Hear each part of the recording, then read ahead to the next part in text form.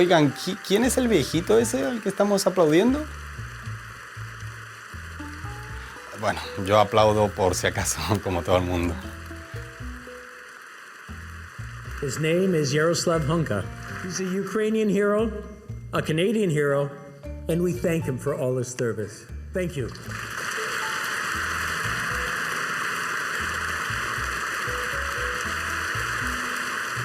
No quiero ser aguafiestas, pero ¿chequearon la biografía del tipo antes de invitarlo? Que después encuentran algo raro los medios rusos y vienen los lamentos. Ukrainian Canadian world veteran from the Second World War who fought the Ukrainian independence against the Russians. Llámenme desconfiado si quieren, pero insisto, veterano de la Segunda Guerra Mundial que luchó contra la Unión Soviética. O sea, en Canadá luchamos junto a la Unión Soviética, no en contra. Y el viejito se voló de Europa tras la derrota de Hitler. No sé, no les causa ni un poquito de suspicacia, ¿no? Bueno, serán cosas mías, puede ser, claro. Sí, sigamos aplaudiendo. Bueno, que conste que yo les advertí.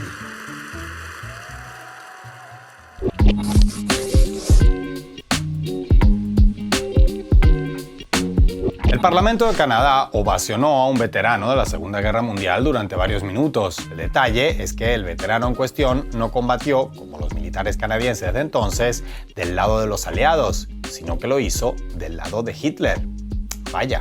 Algo que hace apenas un par de años hubiera sido completamente insólito, pero que hoy se ha convertido casi que en costumbre cotidiana, en el peor sentido de la palabra. Yaroslav Hunka, un ciudadano canadiense de 98 años de origen ucraniano, fue presentado oficialmente en el Parlamento de Canadá como un luchador por la independencia de Ucrania contra los rusos. El anciano fue homenajeado largamente con aplausos en 2 ocasiones, durante la visita de Vladimir Zelensky a la Cámara, con el primer ministro canadiense también presente.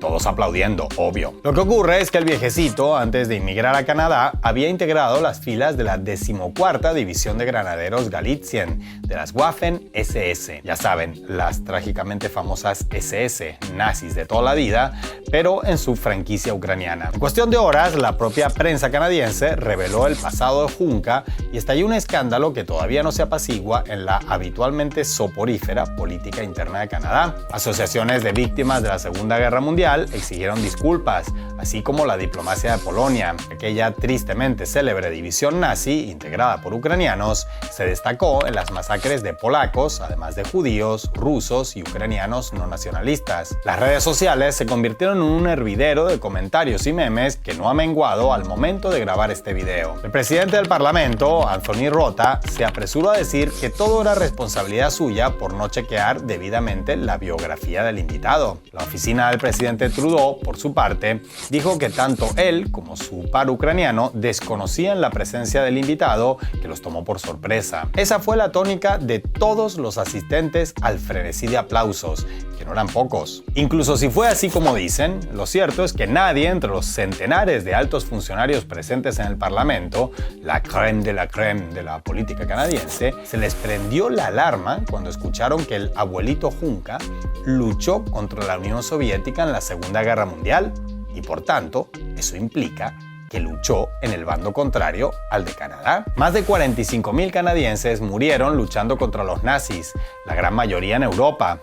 Contra los nazis, no junto a ellos, como la división en la que luchó el señor al que ovacionaron en el legislativo. Parece que ni siquiera algo que se enseña en la educación básica canadiense logró que ni Trudeau ni todo el arco parlamentario fueran capaces de tomarse 2 segundos para analizar la conveniencia o no de pararse como un resorte y aplaudir. Sin embargo, a pesar de que en general Canadá goza de una fama de país increíblemente tolerante, no es la primera vez que salen a la luz algunos secretitos sobre las no pocas ocasiones en que su gobierno se ha demostrado demasiado tolerante. De hecho, después de la Segunda Guerra Mundial, unos 2,000 criminales de guerra nazis inmigraron a Canadá y como ocurrió con Yaroslav Hunka, parece que a nadie le dio por indagar demasiado en su pasado. En el marco de la Guerra Fría, para el occidente colectivo era más conveniente verlos como perseguidos por la Unión Soviética que como partidarios de Hitler. Aunque muchas organizaciones advirtieron entonces que esos centenares de inmigrantes ucranianos, lituanos y demás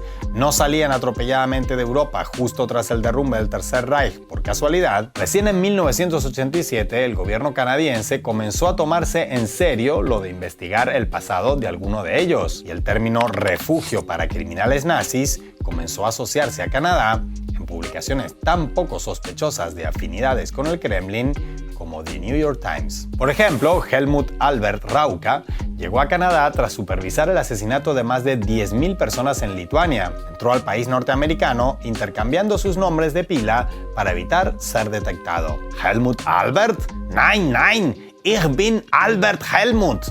Y funcionó durante más de 3 décadas, lo que en buena medida explica la dificultad de las autoridades canadienses para detectar nazis, que pareciera llegar hasta nuestros días. Además de los 15 minutos de triste fama logrados en estos días por Yaroslav Hunka, en su momento Laszlo Zaatari, Michael Seifert, Helmut Oberlander o Anastasis Kantisvicius, entre otros, también fueron mediáticos casos de inmigrantes que ingresaron a Canadá diciendo que eran víctimas, cuando no solo no eran víctimas sino victimarios, es que tenían todos los papeles para ser victimarios. Incluso el abuelo de la actual viceprimera ministra de Canadá y mano derecha, nunca mejor dicho, de Justin Trudeau, tenía comprobados vínculos con el Tercer Reich. Michael Chomiak fue el editor de Krawівські вісті, un pasquín de propaganda nazi editado en la Polonia ocupada. A pesar de las abundantes evidencias al respecto, a día de hoy, Chrystia Freeland todavía insiste en que su abuelo no era ningún activista hitleriano, sino un demócrata liberal. Como ven, la dificultad de los canadienses para identificar nazis pasa de generación en generación. Para muchos de esos y otros nazis, la justicia llegó tarde y murieron antes de poder pagar por sus crímenes. Pero no se preocupen, que en Canadá también pensaron en eso y su territorio está plagado de placas, estatuas, bustos, calles, parques y hasta municipios completos erigidos o nombrados en homenaje a nazis. La cosa es tan común que hasta en la Wikipedia en inglés tuvieron que crear una entrada dedicada exclusivamente al tema, titulada Memoriales a nazis y colaboracionistas nazis en Canadá. Sin embargo, lamentablemente, todo indica que la aparente incapacidad canadiense para reconocer nazis no es solamente canadiense y que, además, no es incapacidad, sino el efecto colateral de una decisión política plenamente consciente. Por un lado, el abordaje mediático ante la noticia fuera de Canadá, cuando lo hubo, se enfocó en su mayoría en tratar de disculpar a los principales involucrados en el frenesí aplaudidor, particularmente Zelensky y Trudeau, que habrían aplaudido a un miembro de la CSS sin querer.